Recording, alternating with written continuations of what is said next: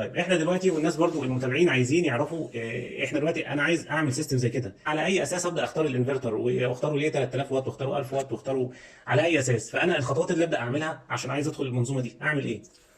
اول حاجه بنجيب ورقه وقلم تمام. ونسجل او نبقى عارفين ايه اكتر حاجه احنا محتاجينها انها تشتغل لما الكهرباء تفصل. يعني نشوف الاحمال بتاعتنا ايه. بالظبط. ومش لازم تشغل، يعني مثلا الشقه هنا مثلا الكهرباء فصلت، مش لازم هنشغل الشقه كلها اكيد اكيد يعني. اكيد أيوة. لكن ممكن مثلا نشغل الاضاءه، نشغل التلفزيون، نشغل الريسيفر، لو في الصيف نشغل مروحه، مش لازم التكييف. تمام. فنشوف الاولويات ايه وبناء عليها هنبدا نحسب بقى الاحمال بتاعتنا ايه. طيب انا دلوقتي عايز اعرف الاحمال بقى اللي عندي، فابدا اعرفها ازاي؟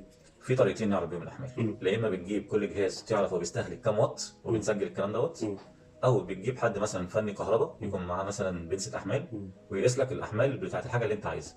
فبيطلع لنا مثلا نفترض مثلا 5 امبير مثلا، اجمالي الحاجه مثلا اللي احنا عايزينها دي.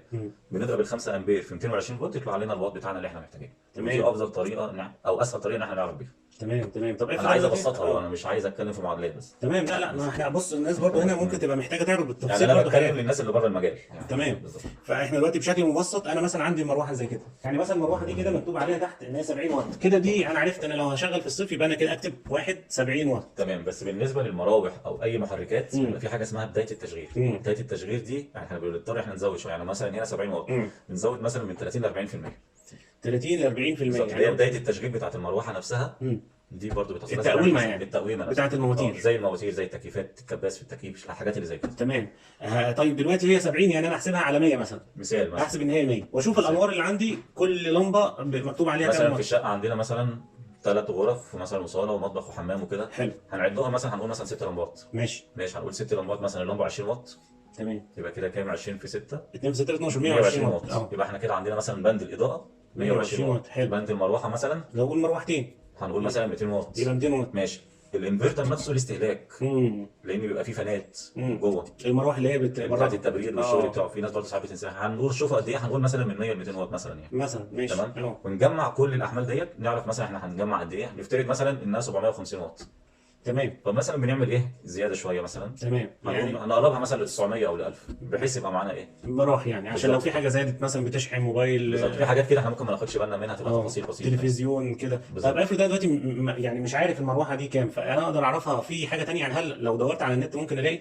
لا اما تعرف عن طريق المصنع بتاعها، الكتالوج بتاعها، لا اما بتشغلها وبتجيب حد يقيسها لك بمنسة الاحمال يقدر يقول لك هي قد ايه. تمام. بس بيبقى في قيمه تقريبيه، يعني انا لو مثلا دورت على الانترنت مثلا تلفزيون مثلا شاشه 20 بوصه 30 بوصه بيقول لي مثلا دي هو زي الكتالوج بالظبط. ما عادش الكتالوج، هتخش على الشركه المصنعه وتعرف. تمام جدا. كده احنا قدرنا نحسب تقريبا، قلنا في حدود ال 600 واط، وعايزين كمان برضو نزودها شويه 750 مثلا. هنقول مثلا 1000 واط عن اللي هو المتوسط بتاع اي بيت. لان هو في انفرترات بتبقى 600 وكده، فاحنا هندي بزياده شويه يعني. هنقول المتوسط يعني، خلينا ماشيين في المتوسط يعني. المتوسط 1000 واط. طيب دلوقتي طبعا بيزيد على حسب الاحمال المطلوبه يعني. ده مثلا احنا قلنا الشقه بسيطه وهيشغل حاجات عاديه، حاجات بسيطه. في واحد تاني مثلا عنده عياده واجهزه طبيه ممكن تبقى احمال عاليه شويه. في مثلا كوافير مثلا، تمام، حاجات اعلى شويه.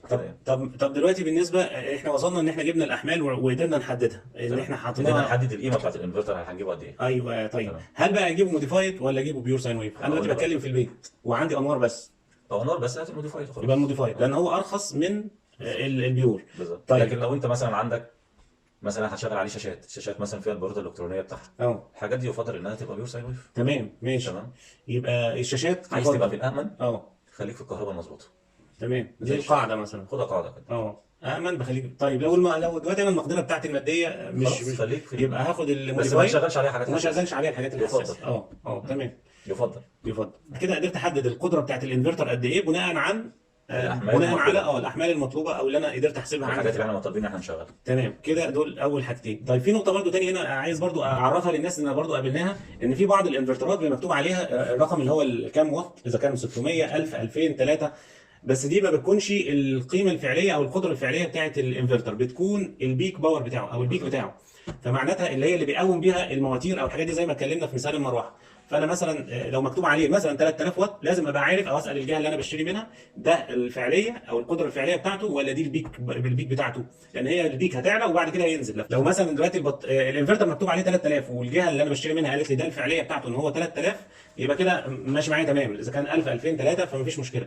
لو هو مكتوب عليه 3000 واط وهي البيك باور بتاعته 3000، معناتها ان الكونتينيوس باور بتاعته او القدره الفعليه بتاعته اللي هيفضل مستمر عليها ممكن تبقى 1000 ونص، ممكن تبقى 2000، ممكن تبقى 1000. تخلي بالك جدا جدا جدا منها، ان مش لازم ان القيمه اللي مكتوب عليها دي هي تكون القدره الفعليه. بعض الشركات بتكتب القدره الفعليه وبعضها بيكتب البيك باور علشان يحسن السوق بتاعه ويمشي يعني شغله. وده يرجعنا للمثال اللي حضرتك قلت، لما رحت تشتري والحاجه اتحرقت وهي عنده في المكان، فلازم نختار المكان اللي بنشتري منه. والماركه. الماركات كلها اصل دي بتبقى كلها حاجات تجاريه، بس هي الفكره كلها المكان لازم يكون مكان موثوق فيه وتاخد عليه ضمان. انا بالنسبه للانفرتر ده يعني بعد ما يعني حسيت كده ان انا في مصر ايه ممكن ما تظبطش معايا فجبته من علي بابا اللي هو علي اكسبريس الموقع. كنت شرحت كده في الفيديو اللي فات الطريقه ووصلنا اي نعم بعد شهرين. وطبعا الضمان بتاعه يعني ما بيبقاش عليه ضمان يعني من الجهه المصنعه بتاعته، لكن هي مخاطره شويه. لكن انا بصراحه بثق في الحاجات اللي هناك لان جبت منها حاجات كتير والحمد لله الحاجات بتاعتهم ممتازه وشغاله معايا بالسنه وبالسنتين مفيش اي مشكله. فان شاء الله يعني دعواتكم ان شاء الله ان هو يعني نكمل المنظومه دي واحنا ماشيين مع بعض خطوه خطوه عشان نعرف بالظبط الانفرتر تكلفته والدنيا تمشي ازاي. الخطوه اللي بعد كده بتبقى ايه بقى؟ دلوقتي احنا حددنا احنا هنشغل ايه بالظبط، حددنا هنجيب مثلا انفرتر قدرته قد ايه بناء على الاحمال. الحاجات بقى اللي احنا هنشغلها دي هنشغلها وقت قد ايه؟ تمام. هو دلوقتي هنا بقى يجي دور بتقطع البطاريه. الكهرباء بتقطع دلوقتي مثلا من ساعه لساعتين، يبقى انا اعمل حسابي ان الاحمال دي تبقى شغاله هنقول ساعتين مثلا. ساعتين. في ناس تانية بتحب تعمل حساب على اكتر من كده، ما تضمنش الدنيا فيها ايه. تمام. انا دلوقتي حسبني ان عندي احمال 1000 واط. ال 1000 واط هتستخدمها فتره زمنيه محتاجها قد ايه؟ محتاجها لمده ساعه، محتاجها لمده ساعتين، محتاجها 3. هنعتبر ساعتين، ده المتوسط اللي الكهرباء بتقطع فيه. اوكي. يبقى هنختار مثلا، هنقول مثلا الانفرتر دوت الدي سي بتاعه اللي بيحتاجه مثلا 12 فولت، تمام. وفي منه 24. هنقسم ال 1000 واط اللي احنا محتاجينهم ده اللي هي سعه الانفرتر على الجهد بتاع الفولت الدي سي، مثلا نفترض ان هو 12 فولت. تمام. يبقى هنقسم ال 1000 على 12 هيدينا 83 امبير. المفروض ان ده هيكفيني لمده ساعه. يكفينا لمده ساعه، بس ده لو استخدمنا البطاريه بنسبه 100%، ودي حاجه غير مستحبه. يعني انا لو فضيت البطاريه خالص ما ينفعش. احنا بنستخدم دايما هنقول 50%، يفضل ما تزيدش عن 50%. حلو. يبقى دلوقتي انا محتاج بطاريه يكون ال 50% بتاعتها 83 او 100 لمده مثلا. ساعه. لو افترضنا مثلا عايزين نشغل لمده ساعتين، يبقى كده هنضرب ال 83 دي في 4. هتطلع معاك كام؟ هتطلع 333. هنقول 300 امبير. ماشي. يعني انا محتاج 300 امبير بطاريه 300 امبير عشان تشغل لي سيستم 1000 واط لمده ساعتين. بس انا ما شفتش بطاريه بتنزل 300. انا ممكن بتنزل بقى 150 150 او 100 100 100 بالظبط. بنوصلهم بالتوازي. ده علشان بس اشغل احمال اللي هي بتاخد 1000 واط بالظبط. يعني دي لمده ساعتين. لو عايزها لمده ساعه يبقى 150 امبير بس. بالظبط. صح كده. وطبعا لو انا عايز اقل من ساعه تبقى البطاريه اقل. ده افترضنا انك هتستخدم ال 1000 واط اصلا كاملين في وقت واحد. ايوه. انت ممكن يبقى مثلا ده مثلا هو 3000 واط، انت ممكن تستهلك منه 500 بس. تمام. لو استهلكت 500 تزود معايا المده. بالظبط. طب هل البطاريات دلوقتي في ناس بتجيب بطاريه العربيه لان هي سعرها ايه معقول كده هي بطاريه العربيه بتنفع، بس ما يفضلش استخدامها في الانظمه دي لسبب واحد. معدل التفريغ بتاعها ما بيبقاش زي البطاريات بتاعت الطاقه الشمسيه. فما بتبقاش ليها نفس الكفاءه ونفس الصلاحيات زي البطاريات المخصصه للسيستم دوت. طيب يعني البطاريات بتاعت الطاقه الشمسيه نسبه التفريغ بتاعتها ساعات بتوصل ل 70% كمان. احنا بنظبطها على 50. بس هي ممكن توصل ل 70%. انها تتملي وتتفرغ تاني على كل يوم كده على الفترات دي مش هيأثر علينا. لكن بالنسبه للبطاريه زي بطاريه العربيه لا. البطاريات العربيه معموله انها بتفرغ مثلا 10 20 30% كحد اقصى. بالظبط. بعد كده خلاص. وبعد كده بس هي هتشتغل لان في ناس عملتها واشتغلت، عشان ما حدش بس يهاجمها ويقول انها بتشتغل. هي شغاله لكن بس غير مفضل. وان العمر الافتراضي بتاعها بيقل كتير. اكيد طبعا بيقل كتير لان انت بتحمل عليها بحاجه. طبعا هي ارخص كتير من البطاريات المستخدمه. يعني برضو الباكج او المبلغ اللي انا حاطه من الاساس هو ده اللي هيحكمني شويه. عشان كده بنقول في السيستم دوت تشغل عليه اللي انت محتاجه قوي في خلال الساعتين دول بس. الحاجه اللي هتعطل لك شغلك، الحاجه اللي هتعطل لك ماديا، حاجات كده. يعني في مثلا حد دلوقتي معظمنا بيشتغل اونلاين من البيت مثلا فمحتاج اللابتوب يبقى شغال والراوتر بتاع النت شغال مثلا لمبه او لمبتين. بس كفايه يعني مش لازم بقى تجيب سيستم ب 5 كيلو ولا حاجه وتكلف نفسك مبالغ يعني. هي كلها ساعتين. والانترنت فانت عندك ممكن تبقى محتاج تعمل حاجه على الانترنت والراوتر فاصل بسبب ان مفيش كهرباء. فدي حاجات بتبقى مهمه. فهي حته التكلفه هو ده من ضمن سلبياته ان هو بيبقى غالي الثمن شويه، غير مثلا المولد فممكن تجيبه بقى وتشغل براحتك. بس زي ما قلنا السلبيات بتاعته قبل كده. السلبيات بتاعته اكتر. احنا عرفنا ان في بطاريات بتاعه العربيات، في انواع ثانيه من البطاريات. ما هي البطاريات الجافه والبطاريات اللي هي الجل. تمام. بطاريات جافه وبطاريات جل. انا مش هتكلم في ماركات. تمام. اللي متهيألي اعلى حاجه هي الجل ولا بعد كده الجافه. طيب انتاج البطاريه، هل انتاج البطاريه ده مهم ان انا ابص عليه وانا جاي بشتري البطاريه؟ اكيد طبعا. كل ما يبقى الانتاج حديث كل ما يبقى افضل. ليه بقى؟ هل البطاريه بتبدا يعني هي صلاحيتها بتبدا من تاريخ انتاجها مش من تاريخ بدات اشغلها امتى؟ لا. يعني البطاريات تاريخها او صلاحيتها بتبدا من اول تاريخ انتاجها. بالظبط. انا دلوقتي جبت البطاريه وجبت الانفرتر وعرفت هخرجه وهوصله ازاي والقدره اللي انا محتاجها والبطاريه كام ساعه والدنيا تمام خالص. البطاريه دلوقتي فضيت او البطاريتين فضيوا، تمام. بيجي هنا دور الشاحن بقى. يبقى انا لازم اجيب كمان شاحن. ساعات بيبقى مضمن فيه بيلت ان مم. شاحن. نفترض مثلا ان البطاريه احنا قلنا اللي معانا هنجيبها قد ايه؟ احنا قلنا جايبينها قلنا 300 بتستخدم 300 منها 50% 150. تمام. ماشي. لو افترضنا مثلا ان الشاحن هنا الشواحن مثلا، هنقول مثلا الشاحن اللي جبناه سواء كان داخلي في الانفرتر او خارجي، الشواحن مثلا بتبدا من 10 امبير و20 و30 امبير. فبنقسم بقى قيمه البطاريه اللي احنا عايزين نشحنه مثلا ال 150 امبير على قيمه الشحن، يطلع لنا عدد الساعات المطلوبه عشان البطاريه ترجع بنسبه 100% تاني. تمام. يعني انا دلوقتي جبت مثلا بطاريتين 150 بقى 300 تمام. عشان اخد منهم ال 150 امبير اللي انا محتاجهم يمشوني ساعتين. تمام. كده البطاريتين فيديو بمعدل 150 امبير 50%. تمام.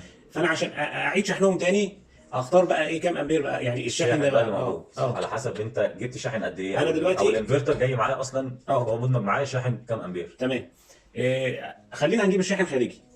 نفترض ان الشاحن خارجي، انا دلوقتي عندي 150 وبشحن، جبت شاحن خارجي التونجر شحن ده 10 امبير. يبقى هنقسم ال 150 على 10 امبير، يبقى هنحتاج 15 ساعه. يعني انا محتاج 15 ساعه عشان اشحن البطاريتين عشان ترجع تاني بنسبه 100%. طيب انا صعب. ده من ضمن العيوب اللي احنا ما اتكلمناش عليها في الاول بتاع السيستم ده.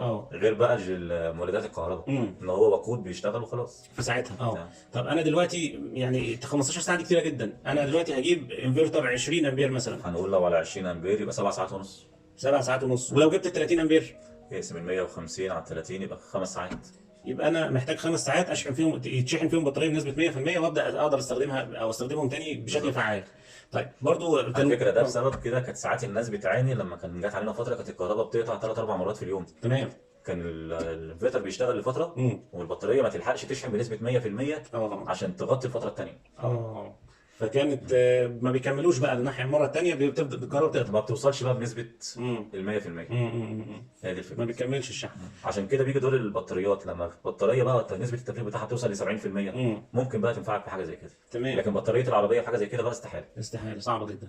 طيب برضو عشان تنويه كده ان يعني من خبره الناس برضو على الجروبات بتاعه الفيس وكده بيقولوا ان الانفرترات اللي بيبقى جواها شاحن داخلي يا اما الشاحن بيبقى ضعيف ما بيشحنش البطاريه بيبوظ بعد فتره، او بيكون هو السبب ان الانفرتر نفسه يحصل فيه مشكله بعد كده.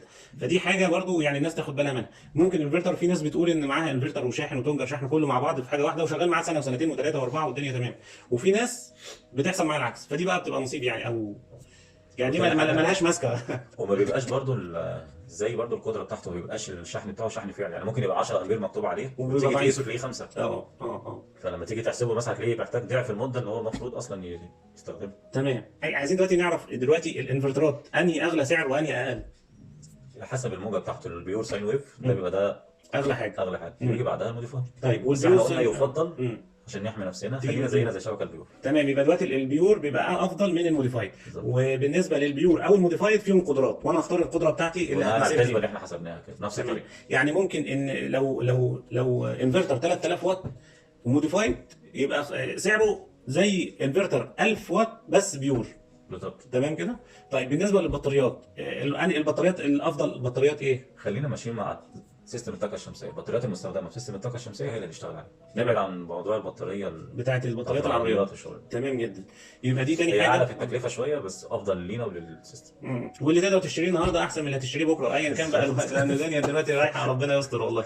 يا رب تكون الحلقه دي افادت الناس اللي مهتمه بنظام الانفرترات، ودينا لسه برضه في حلقات تاني لان احنا لسه بكون السيستم بتاع الانفرتر. انا دلوقتي جبت الانفرتر وجبت بطاريه 100 امبير، لكن واضح كده بعد الحسبه اللي عملها استاذ محمد فمعناتها ان انا لسه محتاج تاني ممكن بطاريه او 2، فربنا ان شاء الله يسترها. وفاضل تونجر الشحن برضه هشتريه، وان شاء الله الحلقه الجايه هعرض لكم مثلا البطاريه والتونجر، وهنبدا نتكلم برضه عليهم تاني شويه وعن الحسبه تاني لو في ناس ما خدتش بالها الحسبه تتعمل ازاي او عايزه تراجع معانا الحسابات يعني. وممكن نجيب اسعار كمان الفيديو الجاي ان شاء الله. الفيديو الجاي نقدر نجيب اسعار برضه. اي حد يا جماعه مهتم بالمجال ده يا ريت يعمل سبسكرايب للقناه ويعمل اشتراك ويعمل تفعيل الجرس علشان الفيديوهات الجديده ان شاء الله يتابعها، ونشوف الانفرتر ده وهنعمله طبعا مراجعه مع استاذ محمد المره الجايه، هنشغله ونشوف القدره بتاعته الفعليه ونشوف المميزات بتاعته ونشوف العيوب ان شاء الله. شرفتنا يا استاذ محمد. انا اللي شرفت بعرفتك يا دكتور بصراحه، يعني حضرتك فدت ناس كتير وانا نفسي استفدت من حضرتك كتير. ربنا يبارك لك. كفايه ان حضرتك بتقدم بس معلومه مبسطه لاي حد يفهمها بكل بساطه.